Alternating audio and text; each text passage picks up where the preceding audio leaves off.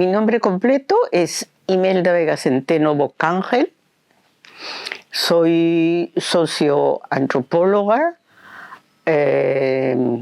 también estudié teología, doctor en ciencias políticas y sociales. Mi especialidad es antropología de las religiones. Yo me inicié trabajando con Jorge Álvarez Calderón. Lo conocí a él cuando yo estaba en quinto de media, a los 16 años. Y desde entonces tuve una relación muy intensa de orientación personal al comienzo y después de trabajo, ¿no? Porque pasé a formar parte de su equipo de trabajo en la parroquia de San Cristóbal en Tres Compuertas. Bueno, entonces yo lo conocí muy joven. Siendo yo muy joven, era el año 61, yo estaba en quinto de media, y yo había empezado a hacer un voluntariado en una institución que se llamó primero, para que vean el recorrido, que se llama una institución laica, ahora se llamaría ONG. En ese momento se llamaba un instituto que era una institución de voluntarios laicos que trabajaban promoción social en medio periurbano. Y yo comencé haciendo un voluntariado ahí, estando en quinto de media. Y ahí conocí a Manuela Montenegro, que era la asistente social de la parroquia de San Cristóbal, en el Cerro San Cristóbal, que era la parroquia donde comenzó Jorge su actividad pastoral. Y al conocer a Manuela, y mi hermano también era parte de ese voluntariado, pero él se fue a comienzos de ese año, se fue a Europa, y de hecho yo tomé la decisión de hacer yo el voluntariado. Mi voluntariado no podía ser como el de ellos, dando medio tiempo, qué sé yo, porque yo estaba en colegio todavía, pero yo en las noches y en el fin de semana daba mi tiempo. Entonces le conté que había conocido a Manuela y que Manuela me había hablado del trabajo en Tres Compuertas, porque de hecho todos ellos casi trabajaban en Cañete, en San Vicente, en un proyecto agrícola. Y para mí iba a ser muy complicado hacer eso terminando el colegio, ¿no? Entonces me animé a ir con Manuela y conocer la parroquia y conocer a Jorge. Entonces mi primer contacto fue más bien de orientación personal, casi diría de orientación vocacional, ¿no? Porque yo quería hacer eso de puro voluntariosa, pero era muy joven y yo misma no sabía hacia dónde iba a orientar mi vida. Yo quedé impresionada, inclusive desde físicamente, con la parroquia. Yo nunca había visto una barriada, nunca había visto las casas trepándose por el cerro, ¿no?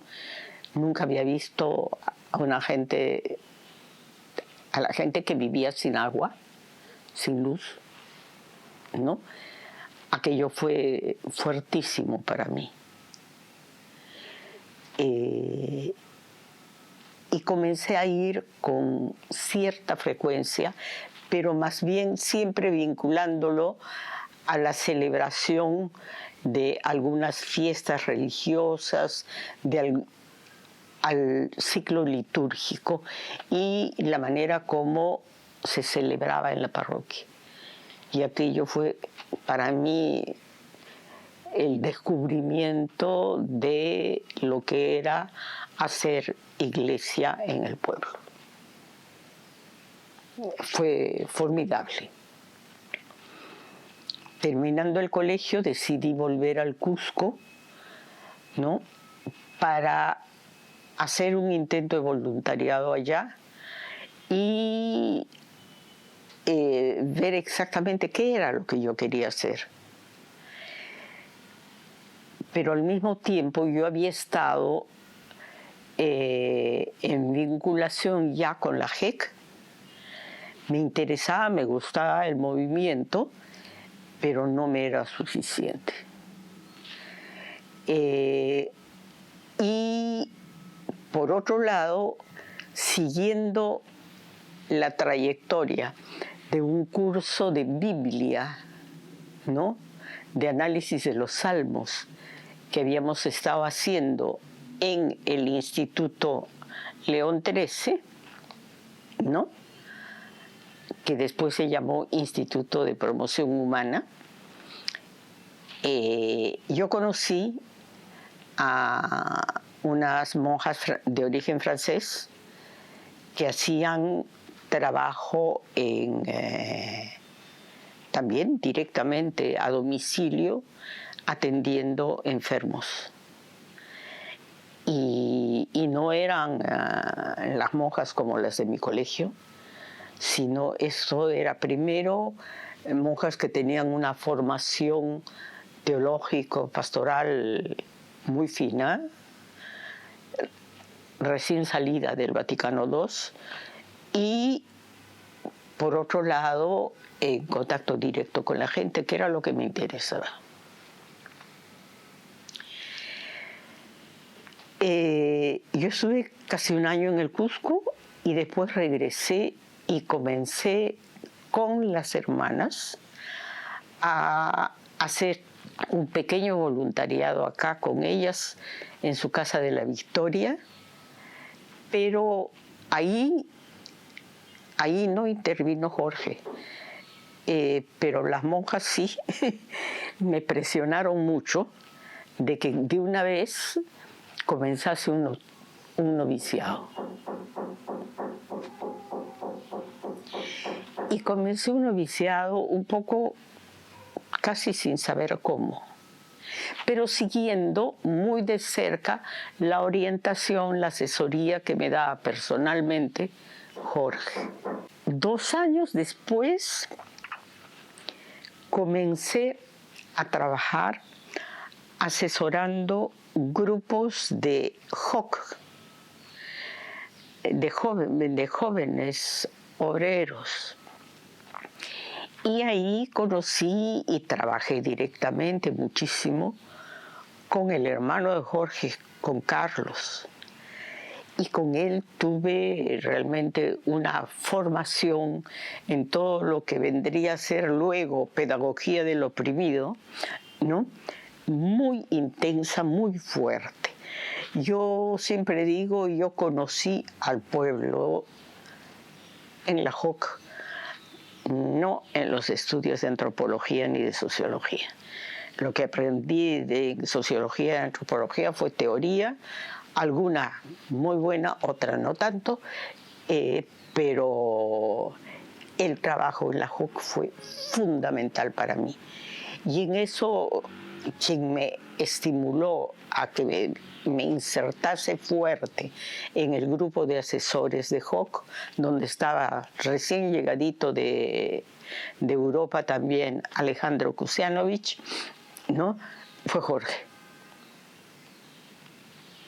Entonces, así como yo participaba en la formación de jóvenes, me estaba formando como formadora de jóvenes. Bueno, yo he hecho eso toda mi vida. El año 67 me fui a vivir a la parroquia de Jorge y viviendo en la parroquia de Jorge formé parte de su equipo durante 3 años. La experiencia del trabajo en equipo que tuve con Jorge fue absolutamente excepcional, porque todos los lunes nos reuníamos para revisar, planificar y para orar. Y nos sacábamos el ancho trabajando en los grupos, dando servicios, porque yo al mismo tiempo que trabajaba dando servicios, yo trabajaba en la posta. O sea, al mismo tiempo que trabajaba con los grupos de base, que era fundamentalmente en la noche, yo en la posta, yo y otra hermana, trabajamos en la posta atendiendo enfermos, ¿no? Y viendo y haciendo el trabajo con las hermanitas a domicilio. Conociendo a los pobres no por los libros de Matos Mar, ¿ya? Sino en carne y piel, ¿no? Ese periodo, esos 3 años de trabajo en la parroquia, fue un aprendizaje muy intensivo y muy fuerte. Me cuestionó completamente y me cuestionó, y cuando yo fui a conversar con Jorge y a decirle, mira, me estoy cuestionando todo, Jorge me dijo, yo me lo esperaba. Porque de hecho, tú acá estás haciendo el trabajo, es una buena experiencia, pero está subutilizada. Entonces, si tú me dices que quieres estudiar, que quieres capacitarte, que quieres formarte, es lo que tienes que hacer. Ahora, tú decidiste posponer los estudios más formales universitarios. Nadie te obligó. Yo diría entre paréntesis, sí, las monjitas me presionaron mucho, ¿no? Pero ahora tenía ya más de 20 años y tenía una sólida experiencia de trabajo de base. Y además de un trabajo de base excepcional. Entonces, yo me acuerdo, el 1 de enero del 70, dejé a las hermanas, regresé a la casa de mis padres y en febrero de ese año formalicé mi regreso a la universidad con un ingreso, porque tuve que dar examen de ingreso, habiendo estudiado ya varios años teología, tuve que formalizar examen de ingreso, hice 2 ciclos de estudios generales, de ahí hice una, ¿cómo se llama?, revalidación, entonces ahí ya estaba como para entrar a la facultad y comencé formalmente mis estudios de antropología. Ahí también interrumpí las formalidades en antropología de la católica, porque yo sentía realmente antropología de la católica, todo con las definiciones de Clifford Geertz y compañía, ¿no?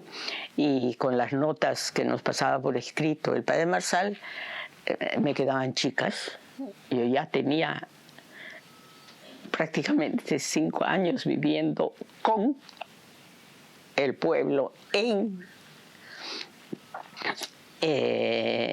una barriada de verdad, ¿no? Me fui al Cusco. En el Cusco tuve un semestre de trabajo intensivo de campo. Esa fue la gran diferencia.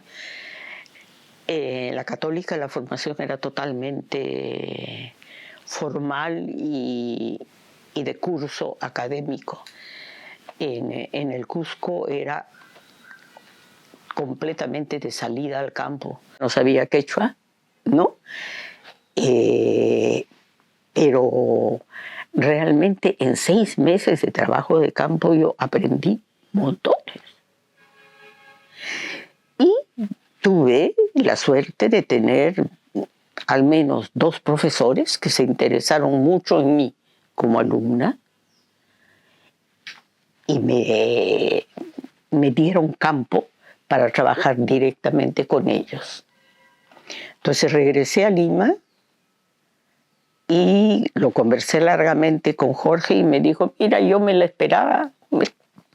O sea, claro, regresaste a la Católica, formalizaste. Después de 3 compuertas, la Católica te quedó chica, claro. Y ahora Cusco te ha dado, pero ya te dio suficiente. Ahora necesitas más.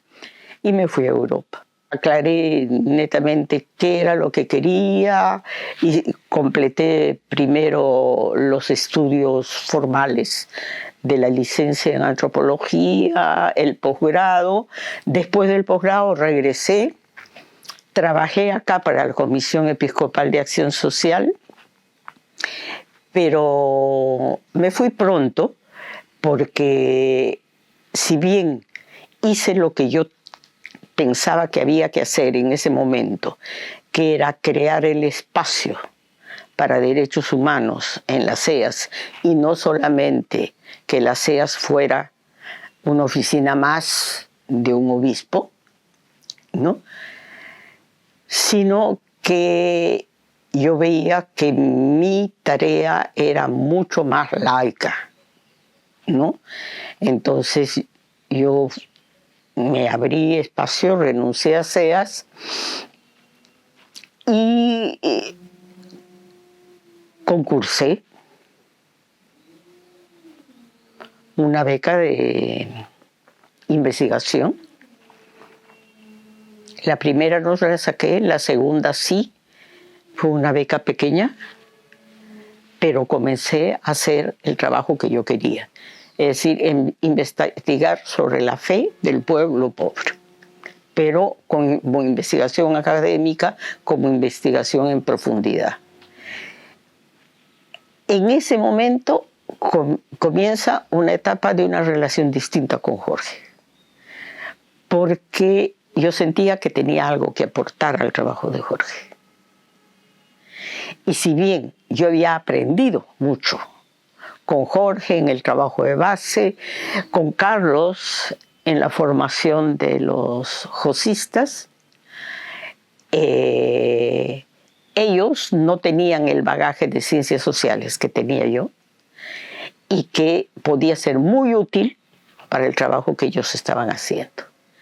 Entonces, desde entonces, diríamos, tuvimos una relación permanente de intercambio desde la experiencia de cada cual, que se fortalecía mutuamente, ¿no? Y bueno, hasta el final. Yo vengo de una familia católica. Tú ves, mi sala la preside un obispo, ¿ya? Es muy fuerte.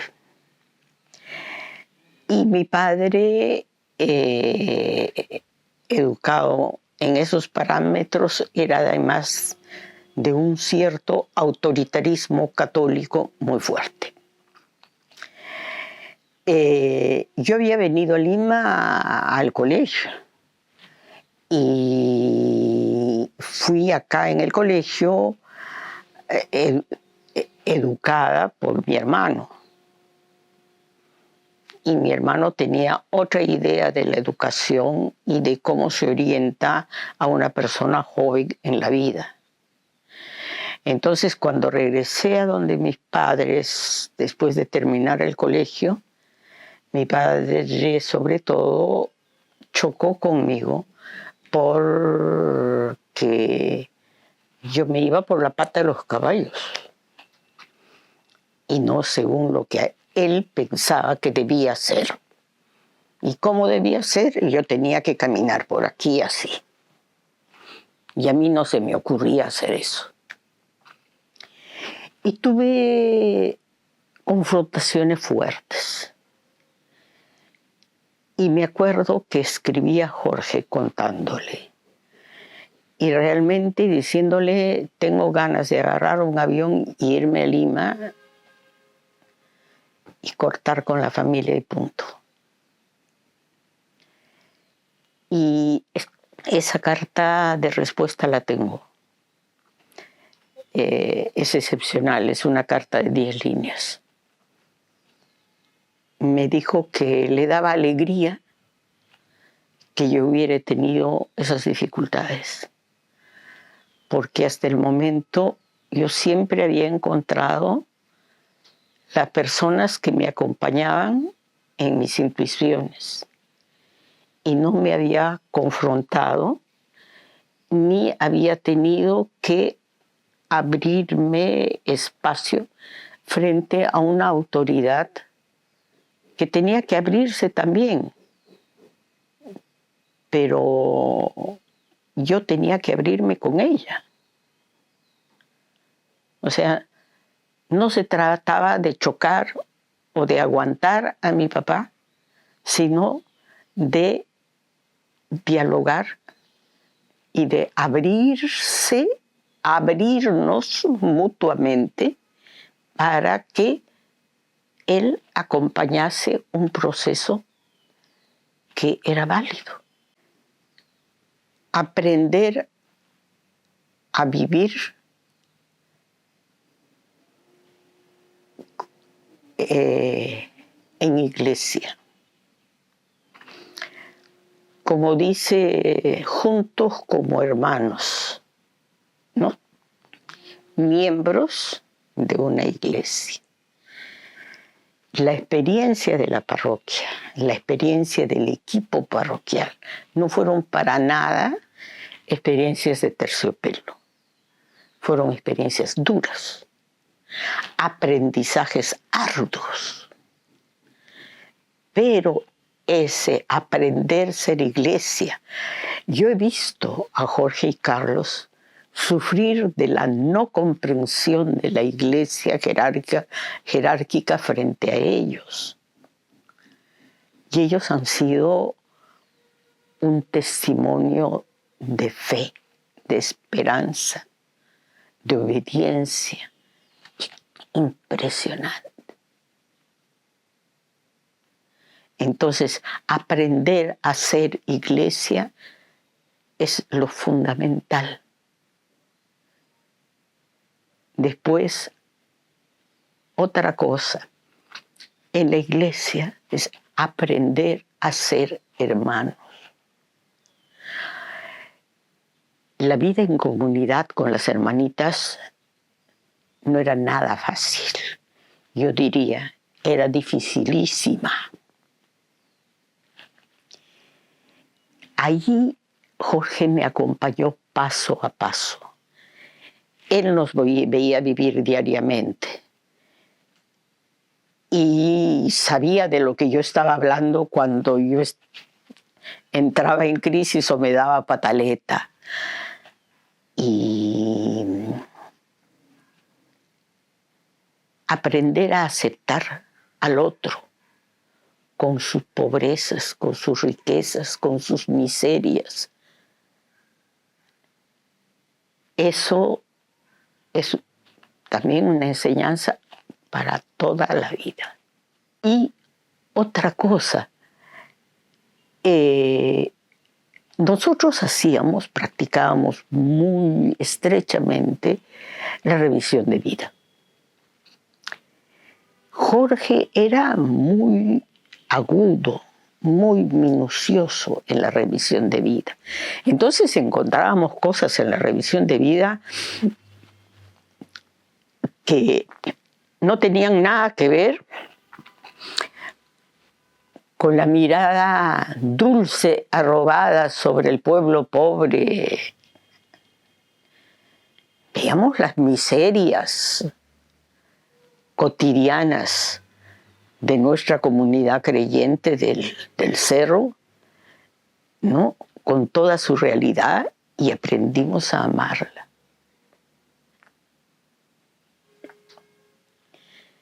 Eso fue también fundamental.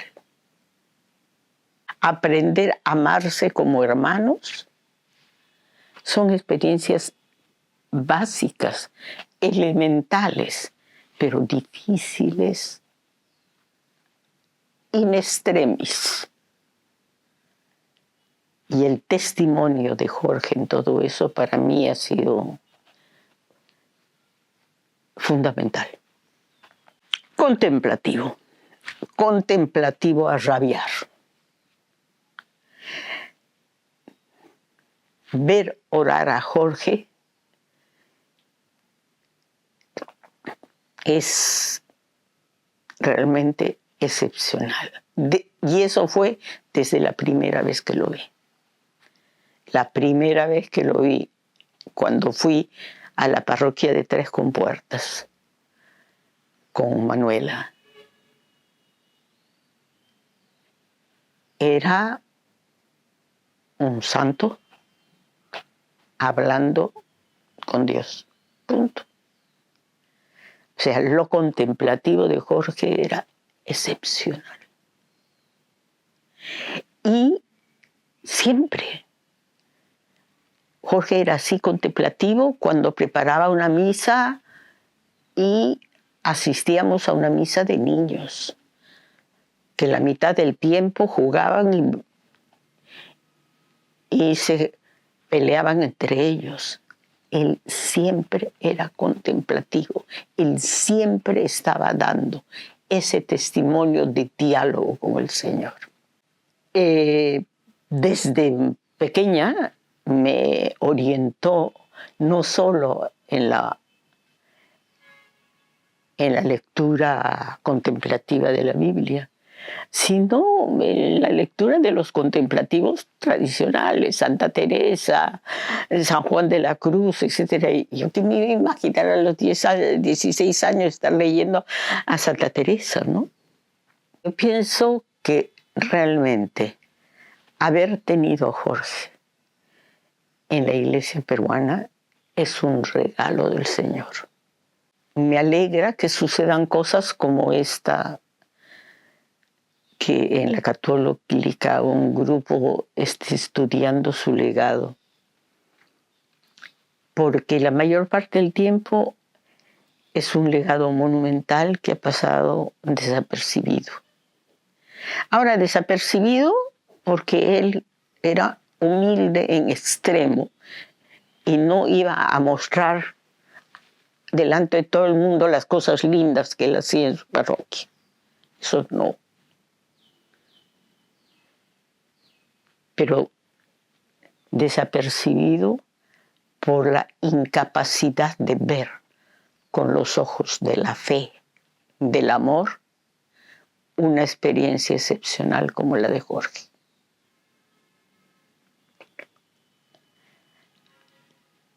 Más de una vez alguna persona relacionada con, más bien con el medio académico, me ha comentado que qué desperdicio que Jorge y Carlos ahí haciendo misas y viviendo en parroquias miserables ahí con muchachos analfabetos, siendo gente que venía de un medio intelectual notable y que podía estar brillando en el medio académico. Eso nunca, jamás se les ocurrió a ninguno de los dos. ¿Ya?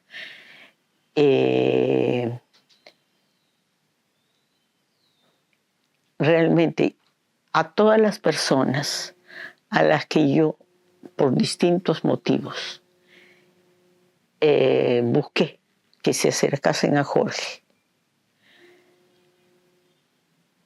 terminaron, yo diría, deslumbrados por la mirada de fe, por la capacidad de entrega, ¿no?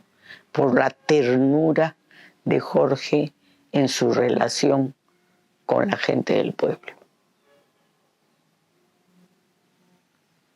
Entonces, realmente Jorge ha sido un regalo formidable del Señor para la iglesia peruana. Esperemos que la iglesia peruana lo sepa aprovechar. Y más en tiempos tan mezquinos y tan oscuros como los que estamos viviendo ahora.